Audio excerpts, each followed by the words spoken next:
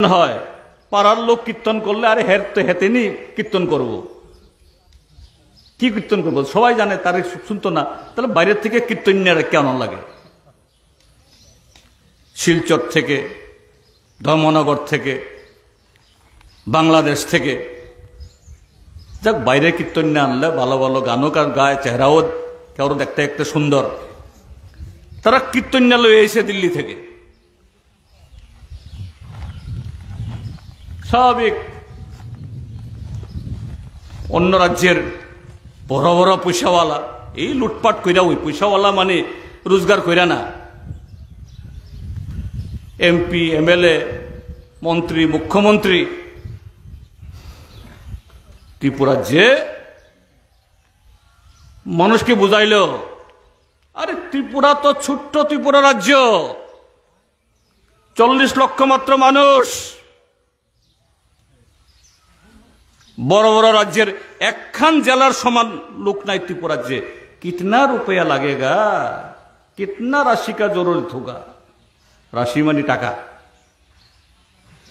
एत लोकरे चाकरी दीते कर्मचारी बुझाइছে अरे मानिक सरकार बादल चौधरी तो दिल्ली থেকে টাকা आने আর টাকা আইনা তারা তোমরা দিয়ে দেয় না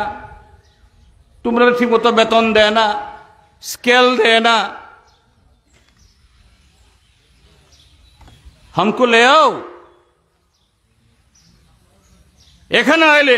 প্রথম মন্ত্রিসভাতে 50,000 চাকরির অফার বেতন ডাবল রিডাবল তারপরে আগে যে 6 বছর আগে থেকে এরিয়ার মানে এখন যে ডাবল হইব ওই ডাবল যে টাকা বামফ্রন্ট দিছে না এটাও পাইব 10 লাখ 15 লাখ 20 লাখ 30 লাখ পাইব